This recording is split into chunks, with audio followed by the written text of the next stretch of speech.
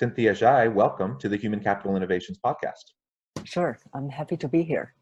Yeah, I'm really excited to have the opportunity to have a good discussion with you today. You bring with you a lot of really great experience cross-nationally, and so I'm excited to have this discussion, not just as it relates perhaps to the US, where the majority of my listeners happen to be, but I do have listeners across 50 countries, and I know you've traveled extensively, and so I think our discussion should be applicable to many across the world. Today we're going to be focusing on Today we're going to be focusing on finding and fostering a powerful and persuasive leadership voice. And I know this is something that you've done a lot of work in the past. As we get started, I just wanted to share Cynthia's bio with the listeners. Cynthia Zhai is a voice coach, professional speaker, and best-selling author. She's also a TEDx speaker. Cynthia has helped clients from 46 countries and across 6 continents with their voices to speak with impact and conviction, engages and inspires people to embrace change and take action. Cynthia has been a professional speaker and coach for the past 18 years, and her engagement spans 5 continents in 18 countries and regions such as the US, Finland, the Netherlands, Portugal, Spain, Argentina, Egypt, Singapore, Malaysia, Hong Kong, Macau, mainland China, India, Brunei, Vietnam, Thailand, Indonesia, and the Philippines. And that's awesome. That's so amazing.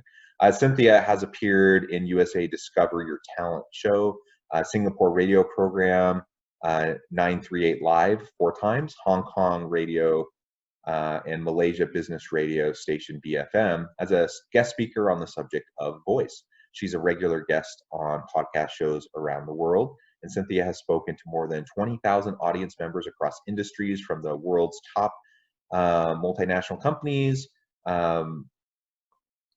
She's talked at Stanford University, Sophia University, Mercer, Google, Procter & Gamble, various government bodies in different countries, and my goodness, I could go on and on and on. Cynthia, you just have such an incredible background, a rich career in helping others to find their voice and to be able to speak with power and to be able to influence those around them. So thank you for joining the podcast. I'm honored to have you on as a guest today. Anything else Sure. you would like to share by way of background or personal context before we launch into the discussion? Oh, I think it's a period of time where that I was able to have the opportunities to work with people or work with companies from all over the world. So I think the key is to be open to all kinds of opportunities. Well, I agree with that. I think being open, embracing the change around us, and opportunity opens its doors in strange and unique ways that we often can't even expect. And even right now, in the midst of a global pandemic, in a global recession, obviously there's lots of challenges, lots of struggle, pain, suffering, but there's also lots of opportunities that come out of these types of times of trial. And so, as we are able and to focus on the opportunities and keep our options open, I think that's an excellent way to go. And so you've definitely done that throughout your career. I imagine that's how many of your opportunities have arisen, just by being open, being ready and willing to leverage and take advantage of what's presented to you. Sometimes we chase down opportunities, right? Sometimes we know we have a goal and we want to go accomplish this thing, and so we're going to focus on it. We're going to go towards it. But a lot of times things just happen organically, and sometimes we're prepared for the organic opportunities that arise, and a lot of times we're not. So very good. Well, thank you. As we get started today, I thought first perhaps you could share your perspective on what leaders tend to struggle with the most when you work with clients across the world in all these different countries. And I should say, by the way, that I am so jealous. I love to travel. I do a good amount of travel myself, and I do consulting work internationally, and I do international research. but I haven't traveled as much as you. So I'm jealous and envious, and I'm so glad that we'll be able to have this kind of international flavor to the discussion today. So Yeah. what do you think about leaders? Like, what do they tend to struggle with the most when you're working with them? The very first thing is they will tell me that, oh, I want to be more charismatic as a leader, especially when I speak. And so one of the key problems that they had was that they are speaking with a very logical voice, meaning that it's all reasoning, analytical, and it lacks authentic emotion. And of course, it has to do with how our society is conditioning us, which is that we think logic is superior comparing to emotion. So that's why that they are. This is a very common problem where when they are speaking, there is a lack of authentic emotion. Yeah, and we need to be able to connect with people, right? So Yes. it's important to have data to support what you're saying. It's important to have the facts on your side. Uh, Mm-hmm. you can only get away with leveraging, kind of human emotion in and of itself for only so Mm-hmm. long. So if you don't have substance behind what you're saying, people will see through that. But that's not what you're Yeah. saying. You're saying, we have that, we have the data, we have the logical reasoning, we have the arguments, we have the support, but instead of Mm-hmm. just leaning on all of that, which just often doesn't connect with people, it doesn't resonate with people, it goes Mm-hmm. over their head, whatever. If we can find a way to tap into the emotion of individuals as it connects back to the logical arguments, as it connects back to Yes. the evidence, that's where the Yeah. power will be. Because then we have Yes. substance and we have emotional hook. That Yeah. emotional hook is so key. That's right. So I couldn't remember who originally said this quote, but this quote goes as, logic makes people think, emotion makes people act. So if you want people to take action, especially for leaders, then you have to speak with authentic emotion. Yeah, I think that's right. And I have to admit, that's something that I struggle with sometimes. I'm very analytical. Mm-hmm. I'm a data wonk. I do a lot of research. So I like to think in terms of research questions. I like to think in terms of research oriented recommendations. I like to talk about the data, and that's important. Don't get me wrong. And Yes. I'm glad I do what I do, but I've seen it happen in organizational settings where there's just a disconnect between what I'm saying, and I have all of the evidence, I have all the arguments on my side, Mm-hmm. um, but I just am not able to get that leader to buy in. I'm just not able to convince them, persuade them that going down my path that I'm proposing would be a viable, effective path. And the Mm-hmm. reason I found when that happens is because I'm just leaning too much on the analytical. I'm leaning too much on the logical and too much on the data, Mm. rather Yes. than helping frame the arguments in such a way that the executives that I'm working with or the organizational leaders that I'm working with, that they can feel that emotional hook, that they can feel that connection, and then feel something about what to do moving forward, Yes. to generate that buy-in. And Yep. that's something I have to remind myself about over and over and over again, because it's not my natural tendency. My natural Mm-hmm. tendency is to focus primarily on the arguments, on the data. And honestly, my natural tendency is to get a little frustrated with people when they're not willing to acknowledge the evidence. So I Yeah. say, Yes. I just laid out like all of this evidence. It's so Yes. obvious to me, and you're not Yeah. engaging with the evidence at all. You're just making an emotional claim, Yeah. irrespective of the evidence, and that does frustrate me. Um, Yeah. That's right. but and it's fair, I suppose, for me to be frustrated. But if I'm trying to be effective and persuasive, then it doesn't matter whether I'm right or wrong. What matters is whether or not I connect with my audience. Yeah. That's right. So that happens to some of my clients as well. So they were saying that, oh, what I'm presenting making a lot of sense, but they are not hearing it. Yeah, so it's the way you are speaking as well. Are you connecting with their emotional needs? Are you connecting with your voice, which is authentically expressing the emotions as well?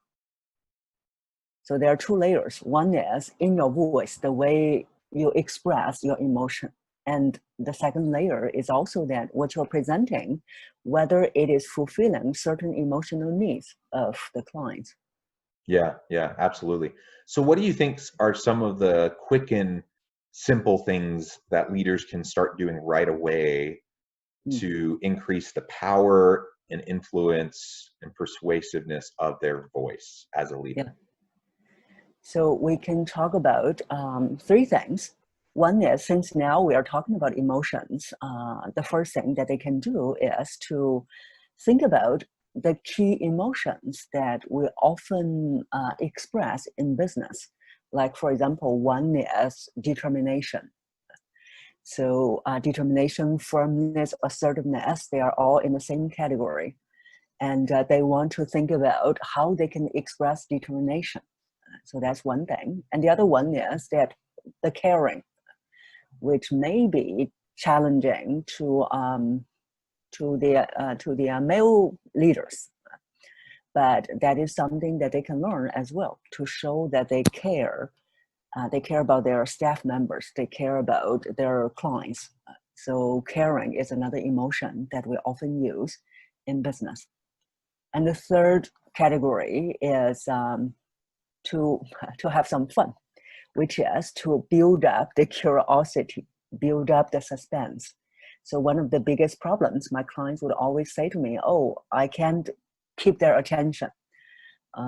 So you can keep their attention if you know how to grab their attention, if you know how to make them curious, if you know how to build suspense.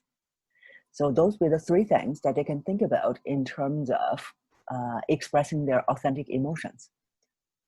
And that will be on the emotion side. Yeah, good. Well, what are some of the biggest misconceptions that people have when they're considering their voice and how to Mm, increase the influence of their voice? yeah. So the first thing is that they will be thinking, oh, my voice, the voice that I was born with, I couldn't change it. I have to live with this voice that I'm born with. Um, that is the misconception that people have. The voice that people were born with, it is something that they can change. It is not that they're going to become someone else. For example, some of my clients, they will say that, oh, I like the voice of Morgan Freeman. I like the voice of Sean Connery's. So you don't need to become them, but you can have the quality of their voices. Like their voice is very deep, very full. At the same time, it's authoritative, but also very pleasant to listen to. So those are the qualities that you can develop in yourself as well. And that's the first misconception, which is, oh, I can't change my voice. You can. And then the other one is that they think, oh, when I work on my voice, it is to work on my tonality.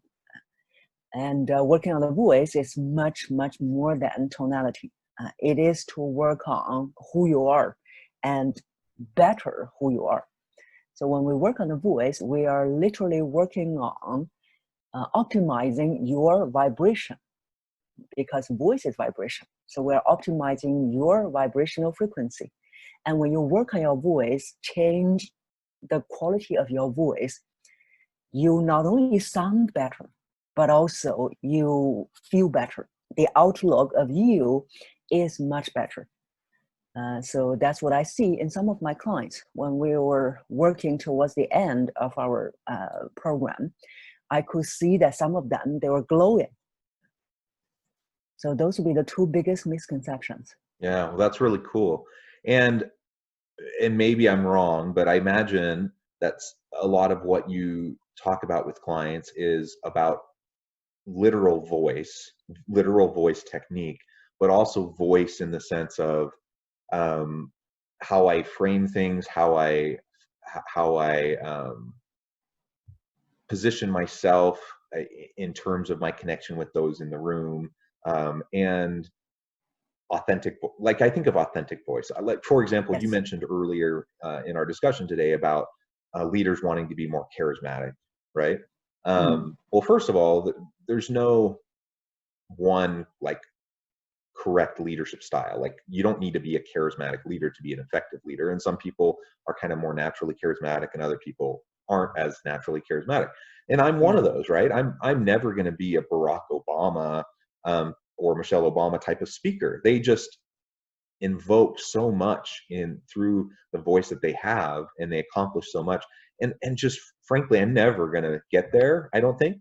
And I'm not a particularly charismatic person, um, but that's okay. I can still be effective. I can still effectively communicate with people. I can still effectively share ideas, and I can still hone the quality of my voice, both literally and figuratively, to be able to have more influence on those around me.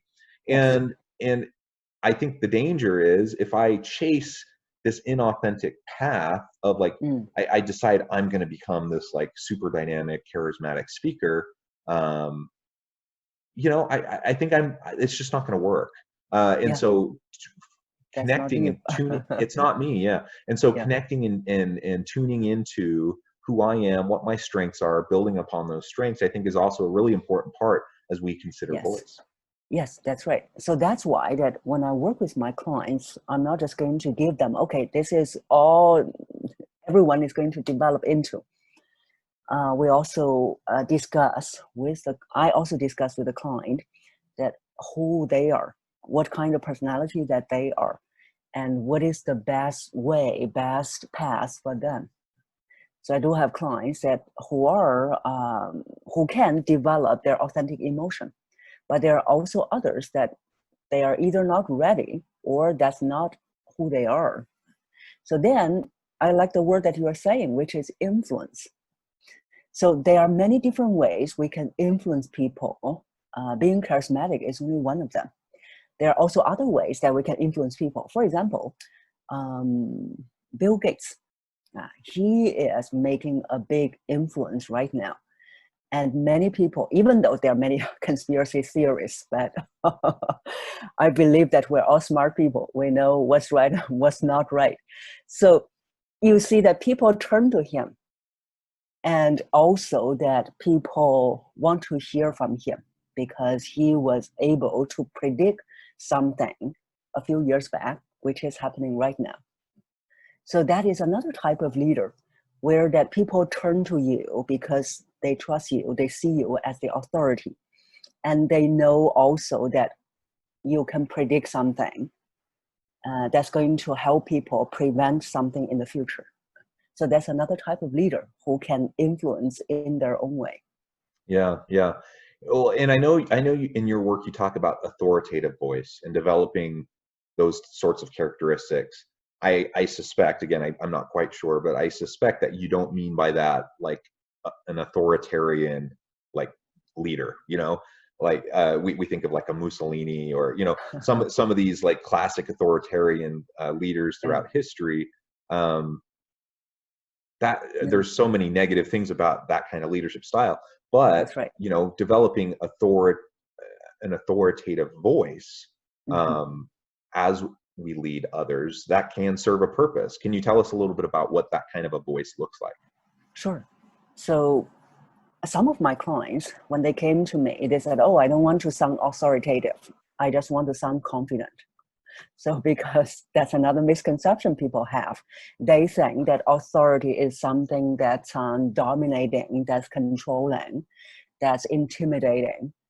But that's the wrong perception. Authority doesn't mean that. Authority means that you are very grounded in who you are, what you can offer to people, to the world, and everyone sees you as the source of trustworthiness. They trust you, they trust your good intention. So that to me is authority. And people who have that authority, they can speak with an authoritative voice. that can influence people, that can make people trust them. Yeah, and that's something that you don't just do overnight, right? Like No. that's built on reputation, that's built on relationships, people's history with you. Yeah. And so that's something that we need to work on continually and sustainably over a long period of time. And over time, we can develop that kind of authoritative voice. Yes. Um, and maybe another way of thinking about it is thought leadership. So when you brought up Bill Gates, for example, Yeah. he's had a substantial amount of thought leadership in different areas, Mm-hmm. due to his success, but also due to how he's successfully predicted certain things, you know in terms of being a bit of a futurist, trying to look around the corner, of what the future holds, and having some insights that are valuable, and so that thought leadership leads to authoritative voice, so that Yes. people do turn to you, but it doesn't happen Yeah. overnight. No, because to become that authority, become that thought leader, it is also a process of you working on yourself. Not only just working on your expertise, but also working on yourself, that you believe you have value. You believe that you are important. What you offer is important. So if not, then you're not going to speak with an authoritative voice. Yeah, I think that's right. So what would you suggest to people looking to develop their authoritative voice? What are some things they should start doing right now? Okay. So most of the times I will tell them that we achieve two A's. The two A's is not only authoritative, but also authentic. And so to do that, the very first thing, we develop the outer voice and the inner voice. The outer voice is the physical mechanism of the voice, including, for example, working on your breathing, working on how you use that breath to project the voice, working on developing more resonance, more vibration, more sound in the body. And that process itself is developing you as well as a person, not only just developing your voice, but also developing you as a person, because it is optimizing your vibration. It is optimizing your vibrational frequency. So when you have developed that physical voice, you will sound and look, feel more confident, more authoritative. And the inner voice is where it will bring you the authenticity. So we need to find out what kind of leader you are, so that we don't have a one size fit all method to all people. So we have, it is today in my workshop, there's someone asking, they said, oh, is it like we're all in the product line, we all come out the same? It's not. So that's where the authenticity come in, because we are going to find out who you are, what is your way of leading, how you influence, so that we can find your best way of becoming the authority. Yeah, I love that. And it comes just back to, like you said, authenticity and tuning in to our own frequency, like understanding who we are, not trying to be someone we aren't. Mm. I think that's really important, and I think a lot of times, um, organizational leaders who are struggling, they spend too much time chasing after what they think are the leadership ideals, or chasing, there's some new leadership book in popular press that comes out, some new fad, Yeah, and they think, okay, this is the key, this is the silver bullet. If I just do this, then everyone yeah, will listen to me, everyone will follow me. And yes, that's that's not how leadership works. I mean, and honestly, it's not rocket science. I say that often to people. It's not rocket science. The vast majority of effective leadership isn't about charisma. It isn't about any particular style, but it's about intentionality. It's about focus. It's about being present with the people you lead and serve. It's about developing authentic relationships and being true to your authentic self. mm-hmm. Um, and then that's like the vast majority of it. When you do that, then you can be an effective leader. And then you can improve your leadership capabilities by tacking on these extra skill sets around the periphery. I mean, that's how I Yeah. view it. Yes. But a lot of times people focus, rather than doing the hard work of like what is at the core of being a good leader, they just kind of Yeah. chase these little periphery edges, hoping that that will be their silver bullet. And that's just not the way it works. Yeah, that's right. So I think that's very common in all kinds of different industries, different areas of improvement. Even for the voice, for example, some of my clients, they'll be saying, oh, I see that Gary Vee is very effective. So many people follows him. I follow him. I want to develop that kind of voice. But then I would say to them, that's not who you are. And we're not going to develop a voice where that there are so many people chasing after. You have to find your own grounding. So it's the same for leadership. It's not that you're going outside of yourself, chasing external, all these different styles.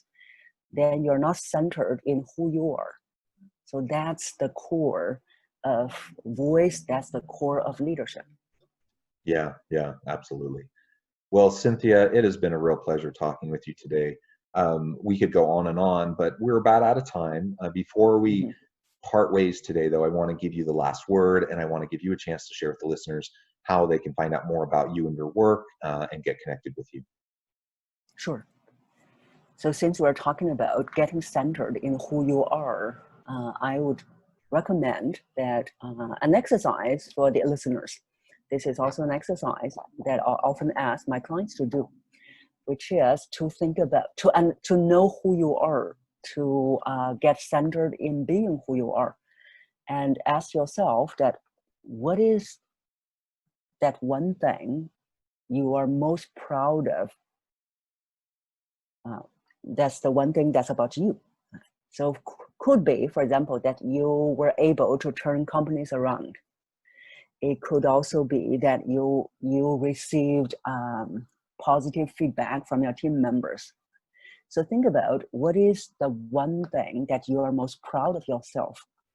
And from that one thing, you can start to find out who you are, what you are good at, so that you get more centered in yourself instead of go outside of yourself and chasing after those shiny objects. Excellent. Well, thank you so much. I really encourage my listeners to reach out to Cynthia, find out more about her. Her LinkedIn profile will be in the show notes. Get connected, because there's a lot she could do to help you find out what she's doing. And we can use that exercise that Cynthia just described to start the process as we try to consider our voice, developing our ability to have power in our voice as a leader and to influence those around us. Thanks for everyone. Thanks to everyone for joining us today on the podcast. I hope everyone stays healthy and safe, and that everyone has a wonderful rest of their week, and that everyone finds meaning and purpose at work each and every day. Thank you.